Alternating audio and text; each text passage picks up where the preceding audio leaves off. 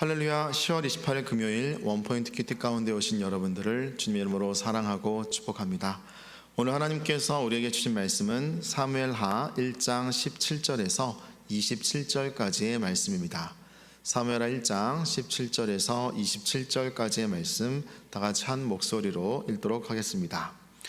다윗이 이 슬픈 노래로 사울과 그의 아들 요나단을 조상하고 명령하여 그것을 유다 족속에게 가르치라 하였으니 곧 활로레라. 야사렛 책에 기록되었을 때 이스라엘아, 내 영광이 산 위에서 죽임을 당하였도다. 오라, 두 용사가 엎드려졌도다. 이 일을 가드에도 알리지 말며 아스글론 거리에도 전파하지 말지어다. 블레셋 사람들의 딸들이 즐거워할까? 할례받지 못한 자의 딸들이 개가를 부를까 염려로다. 길보아 산들아, 너희 위에 이슬과 비가 내리지 아니하며 재물 낼 밭도 없을지어다. 거기서 두 용사의 방패가 버림바 됨이니라. 곧 사울의 방패가 기름 부음 받지 아니함과 같이 됨이로다. 죽은 자의 피에서 용사의 기름에서 요나단의 활이 뒤로 물러가지 아니하였으며 사울의 칼이 헛되이 돌아오지 아니하였도다. 사울과 요나단이 생전에 사랑스럽고 아름다운 자이러니 죽을 때에도 서로 떠나지 아니하였도다. 그들은 독수리보다 빠르고 사자보다 강하였도다. 이스라엘 딸들아, 사울을 슬퍼하여 울지어다. 그가 붉은 옷으로 너희에게 화려하게 입혔고 금노리개를 너희 옷에 채웠도다. 오라, 두 용사가 전쟁 중에 엎드러졌도다. 요나단이 내 산 위에서 죽임을 당하였도다. 내 형 요나단이여, 내가 그대를 애통함은 그대는 내게 심히 아름다움이라. 그대가 나를 사랑함이 기이하여 여인의 사랑보다 더하였도다. 오라, 두 용서가 엎드려졌으며 싸우는 무기가 망하였도다 하였더라. 아멘. 이 시간 다윗의 애가라는 제목으로 담임 목사님께서 큐티 인도해 주시겠습니다. 자, 오늘 우리 금요일을 맞이하면서 사무엘하 1장 17절에서 27절에 이르는 본문을 통해서 다윗의 애가라는 제목의 말씀을 묵상합니다. 여러분, 시편을 보면 다윗은 애가로 가득 차 있지만은 그 모든 눈물은 하나님을 향한 읍소요, 또 하나님을 향한 기도였던 것이죠. 그런데 사람을 향하여 흘린 눈물은 오늘 이 본문이 처음이에요. 그러니까 다윗은 우리가 계속 묵상합니다마는 이게 미운 종 고운 종 들었기 때문에 눈물을 흘렸다, 이 차원이 아니에요. 하나님이 기름 부어 세운 왕이 이렇게 비참하게 죽는 것에 대한 안타까움이 있어요. 그리고 여호와의 이름이 땅에 떨어진 것에 대한 고통도 있는 거예요. 그리고 무엇보다도 원수의 아들이었지만 자기를 진정으로 사랑했던 요나단에 대해서는 아주 견딜 수 없는 연민을 느끼는 겁니다. 사실상 고대의 어떤 근동의 왕의 혈통을 따라간다면 당연히 왕자의 자리에서 왕위를 이을 자였지만 오히려 왕의 지위에 권력의 라이벌 되는 자신을 위해서 이렇게 철저하게 하나님 편에 서서 희생했던 요나단을 볼 때 그의 친송이 정말 마르지 않는 겁니다. 우리는 여기서 하나님의 사람의 마음가짐, 이걸 배우게 돼요. 우리 성경은 너희 원수를 사랑하라 라고 했지만은 여러분, 성경에서 제일 우리가 지키기 어려운 게 뭡니까? 정말 마태복음 5장 44절 말씀, 원수를 사랑하며 너희를 핍박하는 자를 위하여 기도하라. 지킬 수 있습니까? 이 대목 보면 애써 우리는 고개를 흔들면서 원수는 보복당해야죠.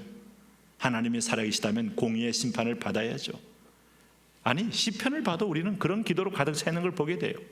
하박국의 고민마저도 하나님의 그 정당한 심판 앞에 그가 동의할 수 없는 불의한 오늘 아스리아 사람들에 대한 행태로 우리를 핍박한다는 게 말이 됩니까? 하는 항변을 한 거예요.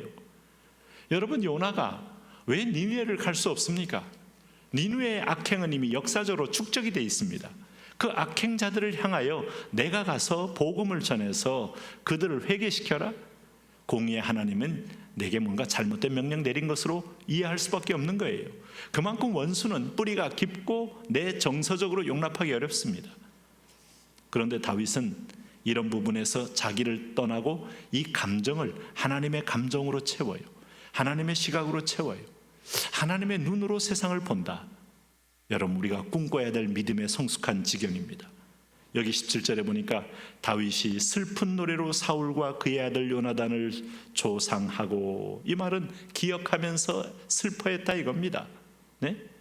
그러면서 뭘 명령했어요? 여기 18절 말씀 보세요.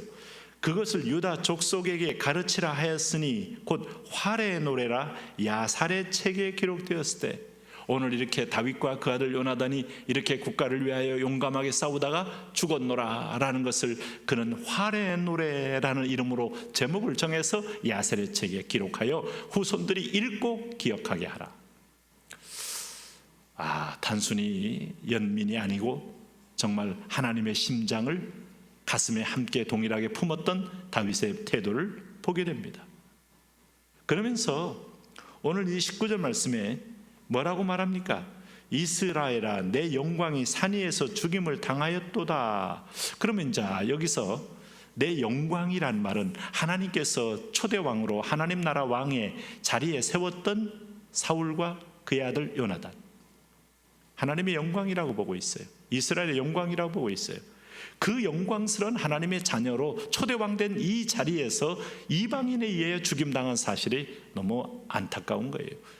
우리가 주기도문에서 이름이 거룩히 여김을 받으시오며, 우리 시편 1편에서 자기 이름을 위하여, 23편에서 의의 길로 인도하시는 여호와, 모세의 기도에서 당신의 이름을 위하여 할 때 하나님의 이름이 영화로워지기를 바라는 게 하나님의 소원인데, 오늘 다윗은 그 하나님 마음을 알고 있는 거 아닙니까? 오늘 하나님의 백성의 초대왕 사무엘의 기름 부음으로 세운 초대왕이 이렇게 비참하게 죽었다, 이 사실 자체에 안타까움이 있는 거예요. 그러면서 오호라, 두 용사가 엎드러졌도다. 자, 죽은 자에 대해서 결코 비난하지 않습니다. 약점을 들추지 않아요. 우리도 지금도 이렇게 역사 속에서 이렇게 다소 실수하고 실패한 인물일지라도 죽었을 때는 그의 긍정적인 면을 칭송하고 추모하는 경향이 있죠. 역사적인 평가는 좀 냉정해야 됩니다. 그러면서도 그의 공과를 잘 얘기하는 게 중요해요. 우리는 감정에 치우치고 서로 진영 논리에 치우쳐서 제대로 역사적인 평가를 하지 않는 경우가 얼마나 많은지 몰라요. 박정희 대통령, 이승만 대통령, 또 전두환, 노태우, 노무현, 김대중, 우리는 수많은 대통령을 겪으면서 과연 우리 민족적인 입장에서 볼 때 공과를 몇 대 몇, 6대 4요, 7대 3이요, 아니면 8대 2요, 이렇게까지라도 평가하면서 잘한 점은 잘한 대로, 못한 것은 못한 대로 하는 눈이 있어야 역사의 교훈이 되고 후손의 교훈이 됩니다.